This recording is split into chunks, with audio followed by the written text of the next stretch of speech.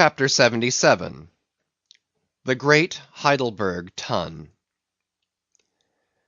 Now comes the bailing of the case. But to comprehend it aright, you must know something of the curious internal structure of the thing operated upon. Regarding the sperm whale's head as a solid oblong, you may, on an inclined plane, sideways divide it into two quoins, whereof the lower is the bony structure forming the cranium and jaws, and the upper an unctuous mass wholly free from bones, its broad forward end forming the expanded, vertical, apparent forehead of the whale.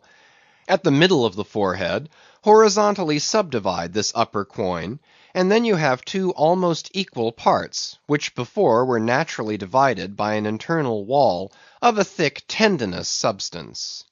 Footnote: Quoin is not a Euclidean term; it belongs to the pure nautical mathematics. I know not that it has been defined before. A quoin is a solid which differs from a wedge in having its sharp end formed by the steep inclination of one side, instead of the mutual tapering of both sides. End of footnote. The lower subdivided part, called the junk, is one immense honeycomb of oil, formed by the crossing and recrossing into 10,000 infiltrated cells of tough elastic white fibres throughout its whole extent. The upper part, known as the case, may be regarded as the great Heidelberg tun of the sperm whale. And as that famous great tierce is mystically carved in front, so the whale's vast pleated forehead forms innumerable strange devices for the emblematical adornment of his wondrous tun.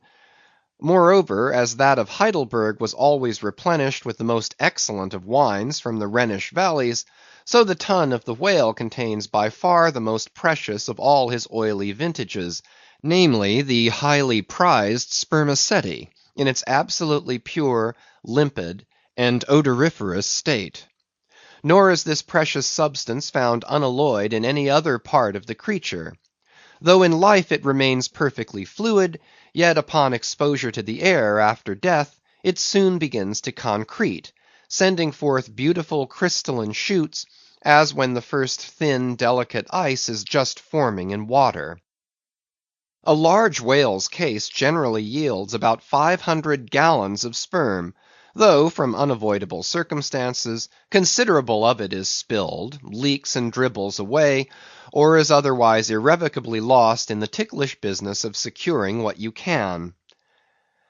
I know not with what fine and costly material the Heidelberg tun was coated within, but in superlative richness that coating could not possibly have compared with the silken pearl-colored membrane, like the lining of a fine pelisse, forming the inner surface of the sperm whale's case.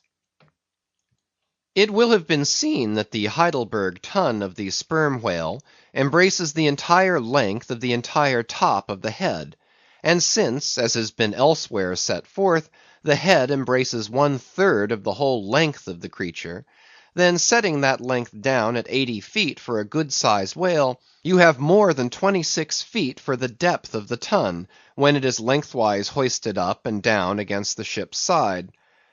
As in decapitating the whale, the operator's instrument is brought close to the spot where an entrance is subsequently forced into the spermaceti magazine.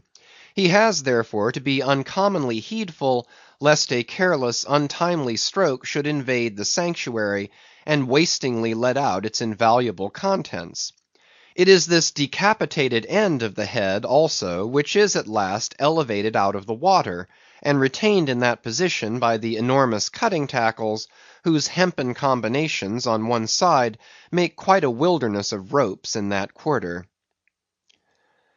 Thus much being said, attend now, I pray you, to that marvellous and, in this particular instance, almost fatal operation, whereby the sperm whale's great Heidelberg tun is tapped. End of chapters 74 to 77.